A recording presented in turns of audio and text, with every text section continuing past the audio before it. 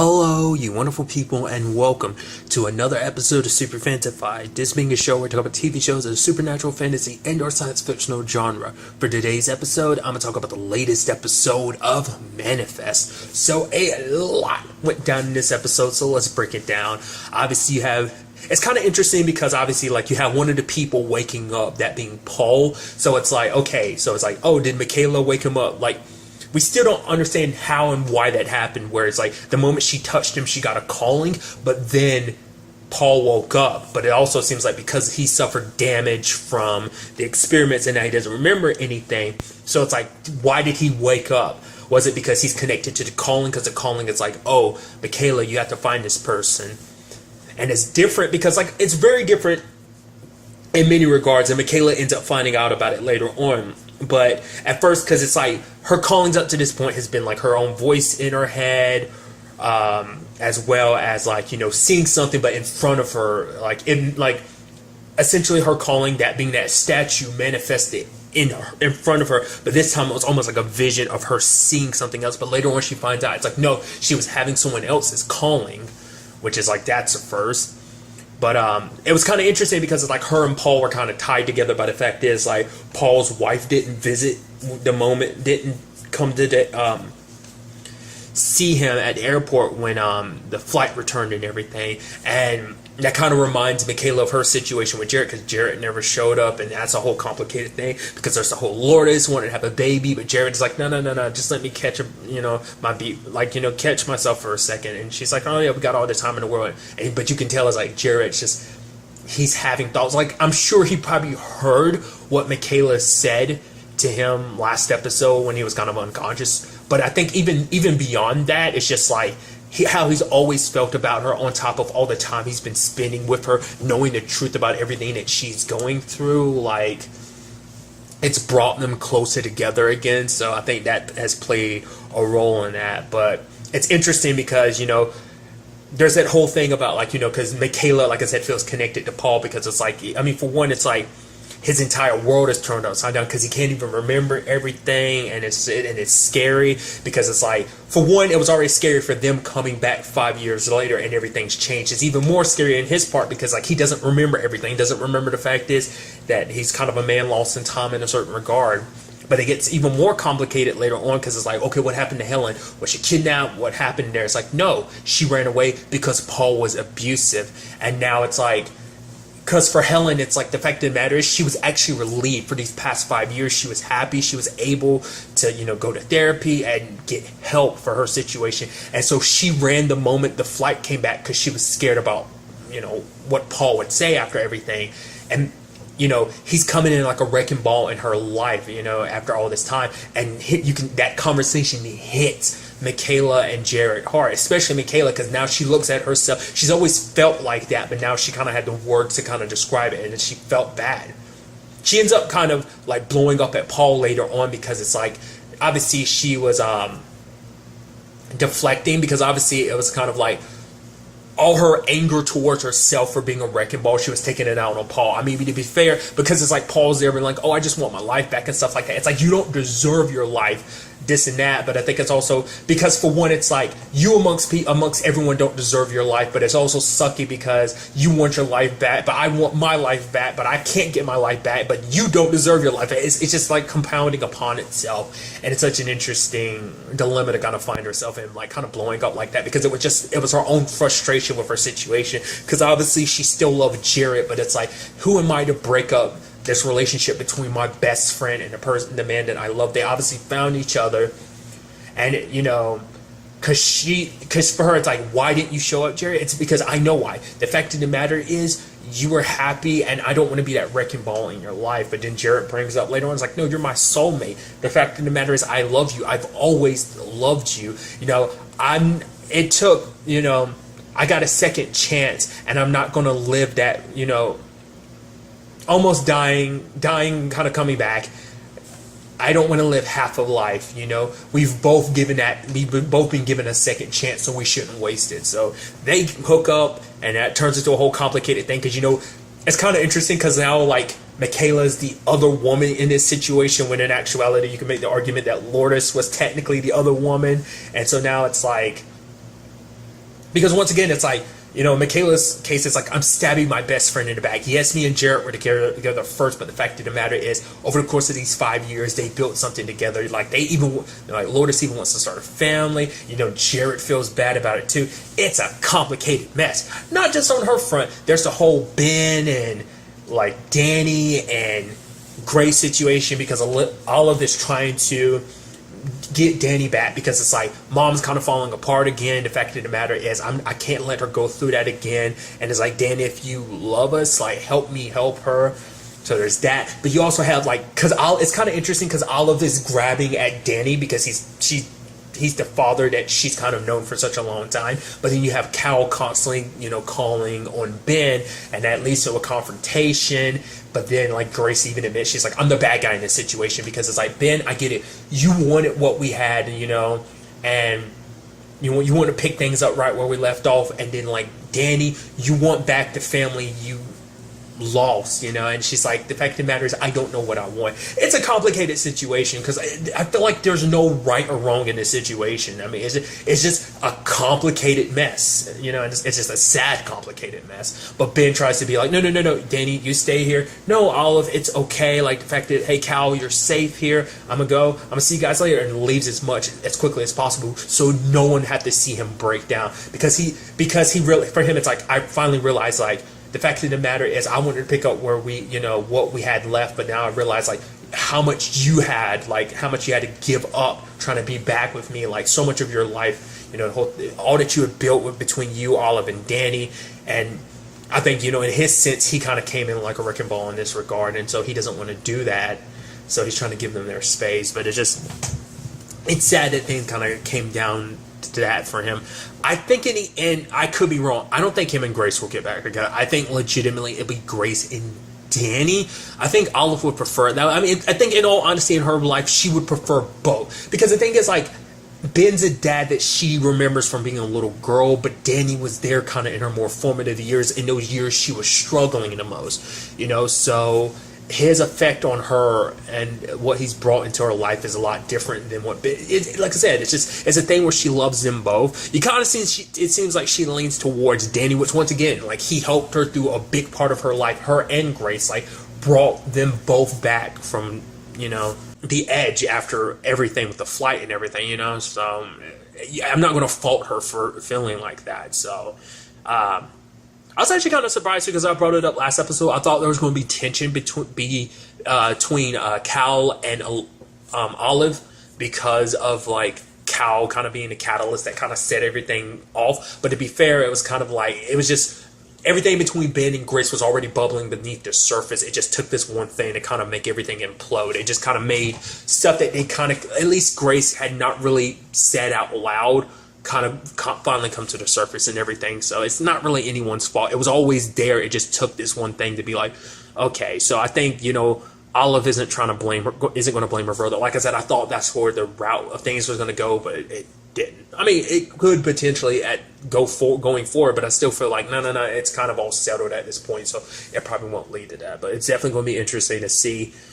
Things are not looking good. Things, like I said, are complicated on both fronts for Michaela and Ben. Also, side note, really quickly, I was just thinking about this. I should talk about this in between episodes. Like, you know, I might have brought this up earlier in the season, but I think I did, but I don't remember. The actress who played Michaela looks so familiar to me, and I couldn't remember why. Well, obviously, you know, in preparation for season 3 of Travelers, I rewatched season 2, and it's like, that's where I recognize her from. She was in, was it episode 9? She played Carrie. If you're familiar, it's the repeat episode where it's like going back in time over and over and over again till we get it right. That episode, I'm trying not to give too much away, but that episode, she played Carrie. It was like, that caught me by surprise. I was like, that's what I recognize you from. Because I was like, is that Michaela from Manifest? Oh, that's okay.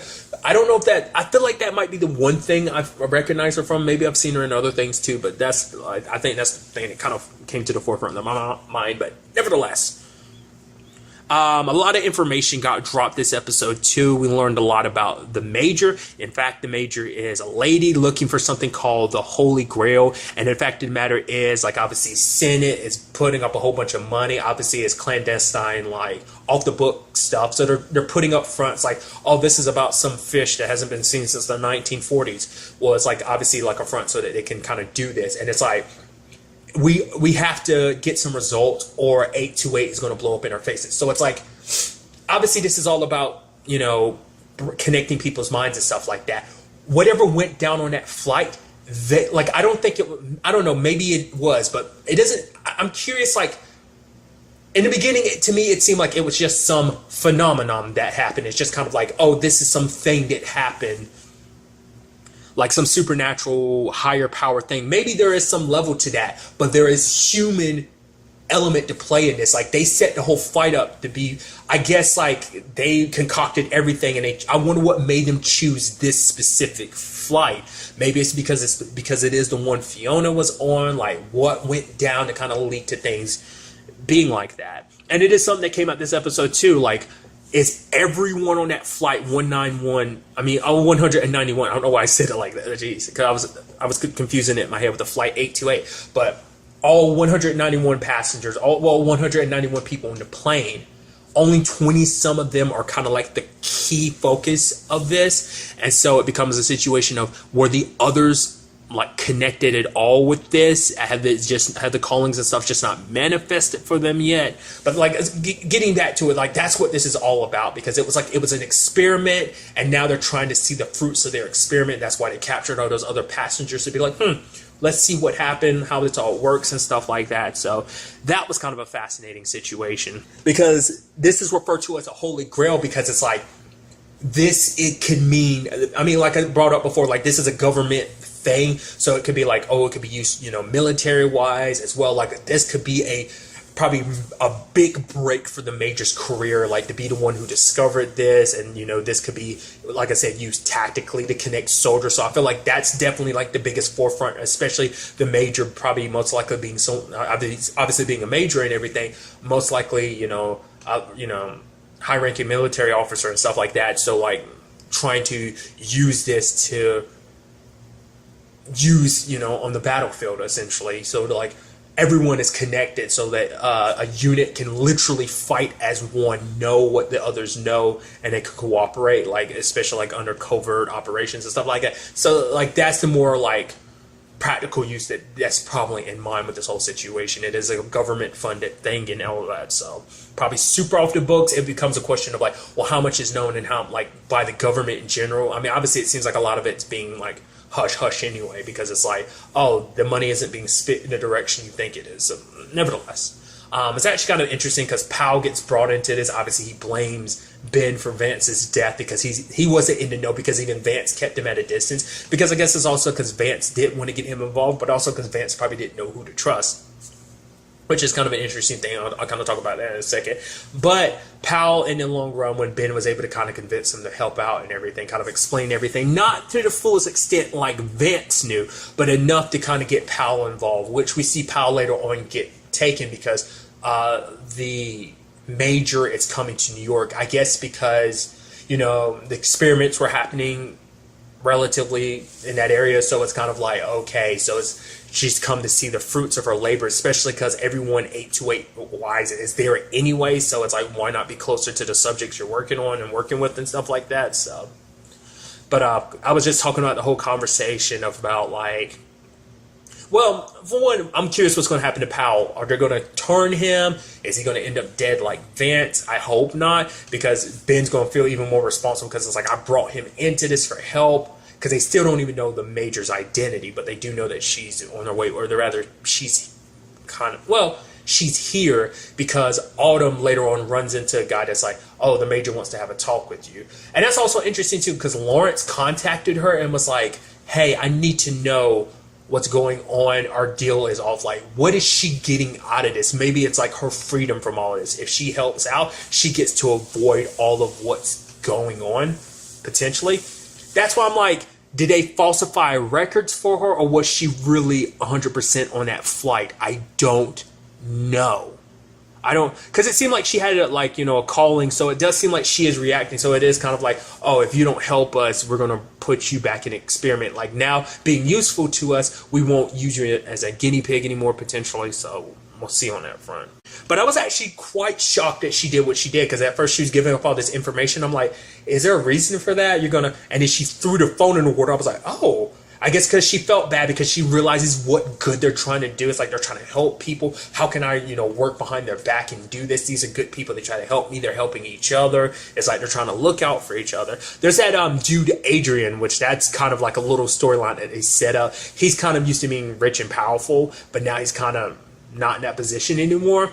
But then like some believers walk up and I was like, oh, can we touch you? And the moment it happened, I was like, you're going to be the one to try and capitalize off of this. There was, what's her face? The one, God, I'm blanking. The one who died early on in the season, like ended up being like was it nanny or whatever? Or their housemaid or whatever that was like, it's like, oh, the husband, he needed me. I was there for him. And then she came back, blah, blah, and killed her for it, right?